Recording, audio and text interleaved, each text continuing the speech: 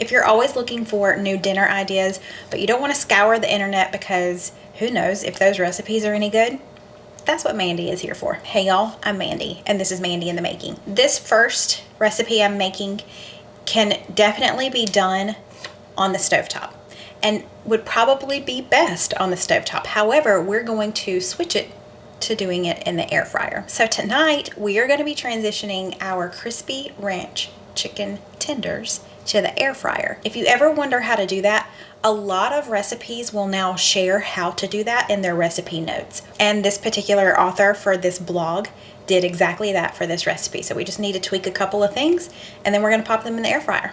Let's go. Okay, to get started, I've got this large bowl here. I'm gonna take all of my chicken tenders, which I have a little over 2 pounds, and I'm gonna put them in here. I'm gonna break them up as I put them in here. That way they get coated in what I want them to get coated in. Now we need about 2 cups of buttermilk. Basically, we're just gonna be pouring this over it so that it's covered. Okay, let's let those hang out for a minute while I get everything else ready. I walked away and my fork decided to go swimming, so I gotta get that out. Let's preheat our air fryer to 400. Now, sorry for the noise of the air fryer. We've got this plate here that has a little bit of sides to it. We're gonna make it work. If you're just doing this on the stovetop, you don't need this step. You'll need 2 cups of flour, but I'm gonna do 1 cup of flour and 1 cup of panko breadcrumbs. And then we're gonna add our cup of flour as well. You need ranch seasoning, about a pack, so that's about 3 tablespoons. You need some coarse ground black pepper, about a teaspoon.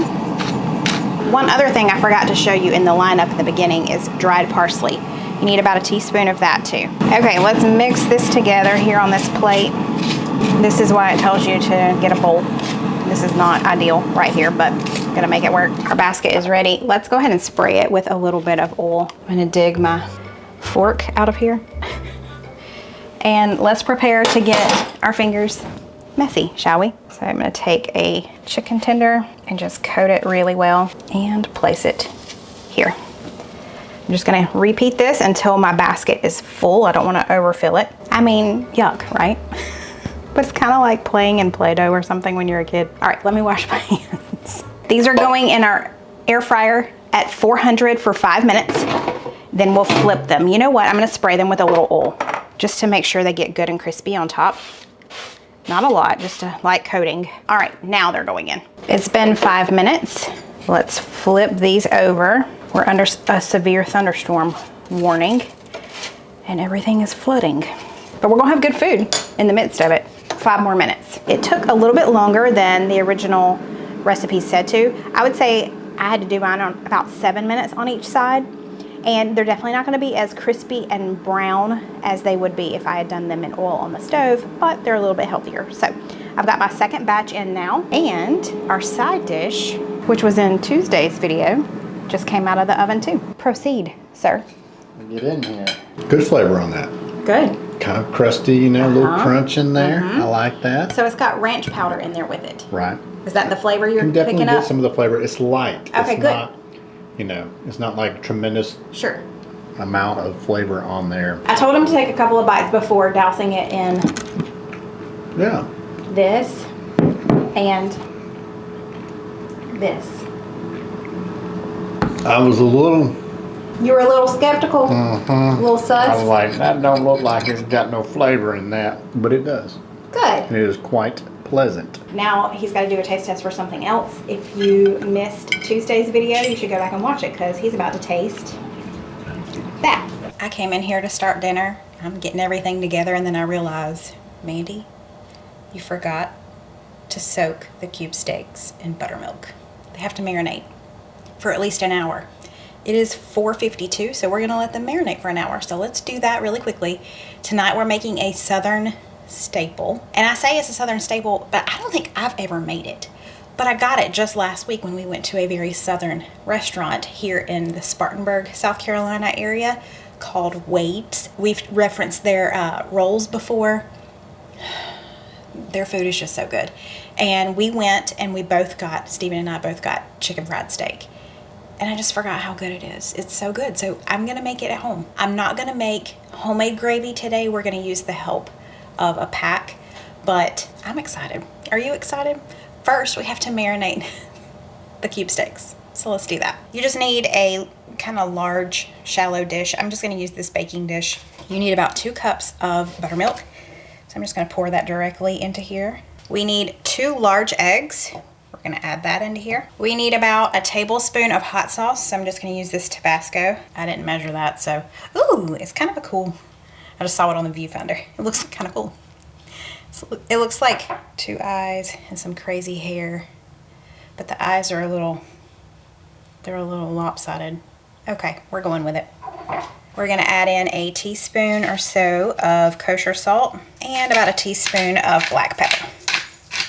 I just recently got this whisk and I love it. It's so cool. It lies flat, so you can do, if you're whisking something in a pan, that's fine. But if you're wanting a traditional whisk, you just turn it till it clicks. Boom. How cool is that? And it's silicone, so it's not gonna scratch up any of your pots and pans. It's really nice. Now it does say to pat the cube steaks dry. These don't look super wet, but I'm gonna do what it says. Yeah, these aren't wet like at all. That was how much moisture was on there. Hardly any at all. But if yours look more wet than that, pat them dry. I'm gonna put each one in here and then I'm gonna turn it over. Oh, Mandy. I just got it all over me. And all over the counter. It's everywhere. You see this? I am so smooth. Can you get down in there, please? Get down in there. Get down in there. I cracked myself up. Everything's a song. All right, let me wipe up my mess and then cover this and stick it in the fridge for an hour. I'll see you back here in a little bit. Okay, we need to get our coating ready. I've got some all-purpose flour here. We need about a little over a cup of it. This is very loosely, it doesn't really matter, honestly. Just enough to be able to coat all 4 of them. You need about 1/4 cup of cornstarch, kosher salt, about a teaspoon of black pepper. You can use regular paprika, but we're gonna use smoked paprika. You need about 1/2 teaspoon of this, 1/2 teaspoon of onion powder, 1/2 teaspoon of garlic powder, and 1/2 teaspoon of dried thyme. And we're just gonna mix that all together. Now, oh, I need to tell you something. I decided I didn't want to air fry this because I wanted it to be beautiful. And honestly, I don't mind that this one is fried. I never, ever, ever do fried stuff. So I'm gonna do the actual recipe tonight for this one, but there is an option on the blog where I found this recipe to air fry these. So there you go. Okay, it's been an hour, so we just pulled these out. Steven is taking our seasoned flour and putting it there on that plate. What he's gonna do is take it from here, coat it, and then put it on the other plate. So, Chef Steven, welcome. We're so excited that you're here. I'm excited to be here. He said, wait a minute, are we frying these? I said, yes. And he got so excited. I said, well, you're frying them. We frying. We are frying. The real kind of frying. That's right, not the air fry. Not this air business. You like air fried stuff. I do. But not for this. This is, we're gonna do it the traditional way. No. No. All right, so I'm gonna let him finish doing that. I'm about to put that over there in the oven. If you were here on Tuesday, you saw that. I've also got mashed potatoes, or potatoes boiling over there for mashed potatoes. So we're gonna tag team this tonight. All right. You ready? I'm doing it. You up for the challenge? I'm doing it. It's like I'm already doing it. I don't know what you're talking about. You're just standing there, just gabbing. You're talking. That's what I do best, ain't it? All right. You said it. I didn't say that. I don't think I've ever used this Pioneer peppered gravy mix. So I'm excited to try it tonight. Obviously, the best gravy is homemade gravy, but I'm cheating tonight just because I want to. So I'm just gonna follow these directions. I'm gonna handle the mashed potatoes and this while he handles this. So you want your oil to register about 350. I'm trying to get, there we go. Oh, it's time, friend. Let's go. We're gonna pop 2 of these in here. All right. Hopefully it ain't gonna pop us. Lay it away. Oh yeah. Don't get burned. No, don't get burned, please. Boom. 2 of them in there. All right. We're gonna let them go for a couple of minutes and then we'll flip them. And then once those are done, we'll do the other 2. So we'll be back in just a couple of minutes. I've got that over there for him so he can scoop them out easily and we don't lose the breading. That thing works really well. Listen to that sizzle. I told him we had chicken fried steak last week at Wade's. Chicken fried steak. That's right. I mean, if you're not making this, you don't know. You just don't know. You don't know how good this is. Is chicken fried steak a Southern thing? I don't know. I would assume so, but our Northern friends are going to have to tell us. Knowing us crazy people, we put everything in oil. We do. We fry everything. Oreos, it don't matter. Pickles, we fry it all. What you think about that gravy? Is it all right, even though it's not homemade? Good. Good. I'm glad. All right, he's just going to sit over there and chow down. So I'm going to do the same thing. I'll be right back. Friends, this is Southern comfort food right here. Glad we had this. Been missing. It was worth it. It was worth all the... It was tag teaming. It was a little chaotic in the kitchen there for a minute, but we got it done. Your poppy matches your shirt there, sir. I'm feeling orange today. We just heard some information. Talk about it. Oh wait, I'm just going to quote the headline. Nick Saban is retiring. What in the world? I mean, he's 72, so He's been the best. he has been. You think they're gonna go after Dabo? Probably. I feel my blood pressure rising. I'm gonna stop this conversation. Okay, y'all, it is the third meal of the week, and that means it's Subbie Supper night. Subbie Supper just means subscriber supper, meaning one of you sent me one of your family's favorite recipes. Today's recipe comes from Debra, and it's not her own creation, but it's one she's been making for so long she never even has to look at the recipe anymore. But this is cheeseburger pasta. It reminds me of an elevated hamburger helper, if you will. Debra is a homeschooling mama of 2, and she also teaches a homeschooling co-op class. She helps with Wednesday night dinners at her church because she's on her church's hospitality team. So am I. We're twins. I have to read this because I don't want to get it wrong, and it's so cute. She said, "My husband is a truck driver, and he thinks I could make concrete taste good." How sweet is that? I feel like Stephen is kind of the same way. Now, back in the day, I used to serve what tasted like concrete, and it didn't taste good, but I've gotten better. She said this particular recipe has been in her repertoire. Is that how you say that? I always struggle with that word. She's been making it since about 2009 when her daughter was born. Okay, we've got things happening. First of all, I've got water heating on the stove so that we can cook our noodles, boil our noodles. And then the only other thing I need to do is chop up this onion really quickly, and we're gonna put our ground beef and our onion together in a skillet and start working on that. I would have used my onion chopper, however, like my veggie chopper. I have so many dishes. I've been behind on dishes today, so I don't wanna add yet another big thing that I need to throw into the dishwasher. So that's why I'm just cutting by hand, but I'm already about to start crying, so there's that. Okay, in goes 1 pound of ground beef. I think the recipe calls for 3/4 of a pound, but I'm not splitting this up. We're just gonna use a whole pound. To our ground beef, we're gonna add in our onion as well. It doesn't like me. One-handed doesn't work. Our pasta water is ready. I've got some penne pasta. We need 1.5 cups of uncooked noodles, so I'm gonna measure that out. Sometimes, you know, I surprise myself at how absolutely uncoordinated I am, but I guess it shouldn't surprise me. You're not surprised? Okay, it's on the floor too. And we're just gonna let this boil for about 10 minutes, so let me set a timer so I don't forget. Oh, you're not seeing that. There you go. And someone has woken up from their nap. There you go. Princess. Our pasta is done. Let's go drain this, and then we'll add it into our meat mixture. So let's just stir this around, and then we're gonna add in all the rest of our ingredients.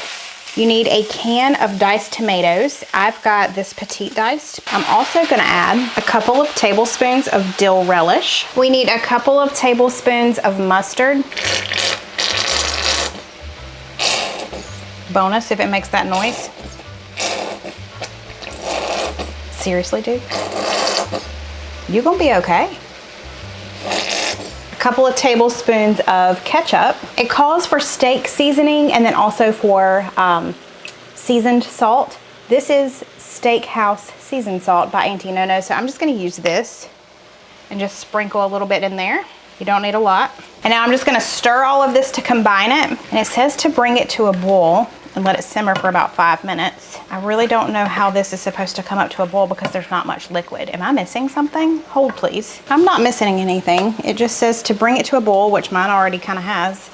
And then it says simmer and let it hang out here for 5 minutes. So it smells really good. If you're feeding a large crowd, you'll want to double this recipe. It only serves 4. As I was putting away my ketchup and my mustard, I saw this and I thought, you know, the Dub sauce would be good in this, I think. So I'm just gonna do like a splash because why not, right? I mean, seriously, just a tiny little bit. But I think that'll add another layer of cheeseburger likeness. We add the Dub sauce to our hamburger meat when we're making hamburgers, so why not, right? I think this is pretty much good to go. So let me grab our cheese. We're gonna cover it in cheese because it is cheeseburger pasta. I have about a cup of cheese here. And because you're being so patient, yeah, so patient. There you go.